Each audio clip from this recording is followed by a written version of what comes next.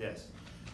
Obviously you have a very comedic style to like your presentation. Does that sometimes conflict with like the subject matter on Ripley's? My feeling is any actor needs to adapt to the material. You know, same with directors. A director shouldn't adapt the material to his or her style. So same with an actor. There's jokey material that I like doing, but if you're talking about a guy who's have a disability or whatever, you know, you have to tame the snarkiness factor. You have to be respectful. We're celebrating these people. We're not looking at it like we're holding our nose. We're fascinated and amazed and impressed. That's our approach. Yes? How difficult is it to find things that haven't already been blasted around social media that we've seen before? Not even that. We've found people who have already been found, but we get to know them. These other stories, you've seen the footage, but you haven't met them. That's the difference. We're getting into their lives, getting to know them, and therefore you can celebrate their success anymore because you know their story, what they struggled with, how they overcame it, especially if they have a disability. A lot of these people have something horrible happened, or they were born a certain way, and the fact that they overcome it is just impressive as hell. What has been your most amazing moment or found? Really, honestly, it's sharing uplifting stories with people. That's what we try and entertain as actors, but in this case, it's really, I'm entertaining in a different way. We're pretty much just sharing other people's stories. So I'm just a story sharer. That's my job for this. But they're in the show because they are what we consider extraordinary. So of 10 episodes, you've got 60 stories. So we're just really scratching the surface. It's out there. And then we'll get to know them. And then people will care. Yes? Is there any items in the Ripley's warehouse that you've seen or heard about that you're just like, wow, that's crazy. Like you couldn't Yes. believe it. Yes. And no, I'm not going to tell you. Season 2. Well, yeah, I think hopefully they'll feature more stuff. I'd like to, being the Travel Channel, I'd like to go to one of the museums, stage out of there. They have great aquariums, you know, bop around a little bit. Because what's cool is they're taking all their stuff, and that really is what the museums are all about. That's how you bicycle the stuff around. So it's really great. They can keep swapping it out. They may not have the biggest collection, but I think Ripley's has the coolest collection. So that's what this show really is. It's further curating. Do you think with it being the Travel Channel, or do you hope that in the future that maybe you'd even be able to travel to see people like in their natural environments doing Their natural habitats? Yeah, like not in an exploitative way, but in Funny a thing is, way. I don't know that we could accomplish as much as we do unless we did continue to do it this way. Because the cool thing is a lot of these people who are overcoming stuff or are performing, they video themselves anyway. So it's actually makes us able to do stories about so many people because of the amount of footage that exists that we can already use. If they actually had to go to 60 different locations to find these people, not a chance in hell. It'd be too outrageous. They'd still be filming. Right. You know, these people are from all over the world. That's what's great. So this show is unlimited. As big as the planet is, we'll do a story. Yes, just harder to pronounce their names. What incentivized you to take That's on? a big fancy word, incentivize. Are you a lawyer or a business affairs person? Incentivize. I'm Asian. I don't know. What incentivized you to become an actor? No, to take on a show like this as opposed to a more traditionally scripted story like what most of your career is comprised of. Scripted TV versus this, Yeah. which is essentially reality TV, I guess you could say. Because I find this just as interesting. Some scripted shows are very boring as an actor. Like a cop show, doctor show, lawyer show. My agent is here. I'd strangle him in the hallway if I got stuck on one of those shows.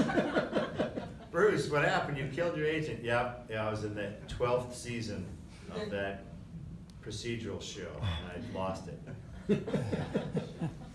Yeah. There's just, some things appeal to actors, but, you know, I couldn't be in a cop show because the cop lingo would be a lot of that, you know, get to hear stat, blah, blah, blah, blah, stat, engage, go, go, go. Then the doctor show is I need 10 cc's of this stat. So George Clooney, you ever watch that show? He's reading off his board. That's the worst dialogue on the planet. Medical shit? Are you kidding me? Watch him. He goes, hey doctor, what's your answer to that? I'll tell you in just a second. Well, I see my patient is doing rather well. Now back to regular dialogue. Not gonna happen. Crime shows. Your Honor, I object. Of course you object. That's what you're supposed to do. And then you argue, and then a twist. Oh, the courtroom innocent knew this. And I love the shots of the people in the jury. The hardest thing for those, they're all extras. They're paid less than normal actors. They don't really have to speak. But can you imagine them trying to stay awake all day as jurors? Real jurors too. I mean, can you imagine if you were a real juror? You see these shots of them and they have to like, they're not gonna tip their hand. They're told by the director, we can't know if you think they're innocent or guilty. Because if one guy sat there like this, they can't use that. So here's what they can use, is this. Like, you might have heard something that was a revelation, so you're listening a little more intently, that's all they're gonna give away. So if I was one of those background extras, oh, I'd have a whole series of little tiny moves, and they would use every single one. Like, what, just this, it'd be this.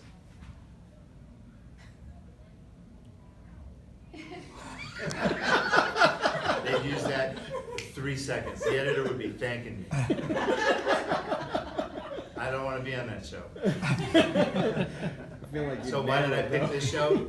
Because everything's, you know, next season, there won't be a single story that has anything to do with any of these. It's fresh. It's like being a college professor. You got fresh faces every season. You can tell the same old jokes. No, so I think it's great. It'll be very fresh. It'll be a fun show to do every year because you just don't know. And we hope by being on the air, it gets more people to come up, step up, even if they have no footage. And maybe we will go to more places. But for right now, I think it's easier to bring them in to one place. Was Yes. this a project that was brought to you, or was this a passion project for yourself? No, the best things are what I call things that fall off the truck. I got a call from my fine agency, and they were like, "Hey, how about a little Ripley Dipley?" I said, the word I use is intrigued. I think. Yes. I'm intrigued. And then you take it to the next level to go, how serious are they? You know, shooting when? What do you do? What's the deal? Then you talk turkey, and then you let them go. Then they fight it out, and you make a deal. So that's it. It came out of nowhere, and that's fine. Because Travel Channel, they're different. Not your father's Travel Channel. It's not dives, drive-ins, and diners. Now they're finding ghosts. It's ghosts. You know, ghost attack. So it's a different Travel Channel. You're traveling to the unknown now, I think is what the shtick is. So it's a pretty good fit, I feel. It's nice to have a show that fits. I've been on a lot of shows that don't fit the network, and the network eventually goes, "Why are you on our network?" And they just get you off. This hopefully will fit right in. We'll see.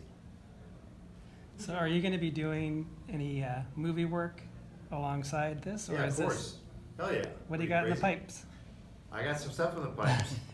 I can't tell you anything. You can't clear it out for us? No. No, it's time to I'm going to make movies in my beautiful state of Oregon. My underexposed state. Great stuff. My state is beautiful. But don't stay. Keep passing through till you get to an ugly state. And then stop there. Yes? When you were saying about the Travel Channel, My recollection of the old original Ripley's might be a little fuzzy, but my memory is like. there Why were you things about- stoned, sir? Were you drunk when you watched the last show? Or young? Maybe, or young, one of those. But my memory is like there were more than just the extraordinary people. There were also like dark and mystery, ghosts and curses. Did you believe in any of that kind of stuff? I had a UFO encounter about 2 months ago Really? that I feel is legit. Because it was remarkable and not remarkable at the same time. My view is the Siskiyou Mountains, that are one of the few mountain ranges that runs east and west. Most mountain ranges are north and south. So it's a very unique mountain range. There's nothing on it, it's all government land. So there's no lights, there's no nothing. It's Lord of the Rings. So I'm jibber jabbing, doing a phoner. It's dusk. I look out, nothing going on. Talkity talk. I look back out. Up from behind the mountain range comes a warbly white light. It's like a helicopter, because they kind of hover. Like if a helicopter's coming at you, it's lower in the sky, and it's not moving very quickly. I know every jet pattern over me. I know the jet's going to San Francisco over my head. I know the one's going to LA. I know the patterns. I know the height. So this is different. Okay, it's like so I go, all right, maybe it's a helicopter. So I'm watching it, talking on the phone. I look away from it. The light behind me in the foyer, there's 2 sets of lights as you come into my house. And one light goes bzzz, down to half strength and then comes back up. And I look, I'm like, okay. As soon as I look at that, the other light in the foyer goes bzzz, down to half strength and back up. I turn back, the light's gone. So no fancy exit, no, nothing. It's gone. Now, at the speed that it was going, it couldn't have left my view that quickly. It would have had to then do something very different to get out of my view that quickly. I only turned away like this long, and then this long, and then it's gone. So, my theory is that thing saw me, saw my lights, saw my house, and went, what's that one? Oh, weird. Oh, what's that one? And they fucked with my lights. A blackout, the whole house would have gone. A brownout, every light in the house would have gone to half, and then back up. Not one light specifically, and then another light specifically. So it was either military, because you're not going to really be seen on that mountain range. There's not a lot of people there, so they could have been out dicking around doing something. But it was something that was messing with me and then took off. So I believe that there is absolutely unchartedness. I mean, if the ocean, if we haven't seen the whole ocean yet, how the hell do we know what's up there? So forget it. I just hope they can deal with plastic, whoever's up there. Get a plastic magnet, right? And fly it over the earth and suck. Wouldn't that be cool if there was a plastic magnet? Pulls it right out of us, it pulls the plastic particles right out of our body. I have a theory, we're gonna evolve to the point where we actually need plastic. We will eat it. It'll be our fuel in order to survive. We will adapt to plastic. We'll be cyborgs at that point, so it won't matter. Do you think that's the technology that they're gonna find when they storm Area 51? They're gonna find buckshot in the ass when they storm Area 51. On cease and desist. Oh, you go to the Nevada desert. I've taken a shortcut home from a convention in Vegas, and I cut through Nevada, the Burning Man area, to get to my house back in Oregon. And you see signs of like, this is it, stop. Like, you're done going forward. Like, turn around. And it's all military. Nevada is about 3/4 owned by some form of government agency. Nevada's awesome. It's the freakiest state. There's nobody there.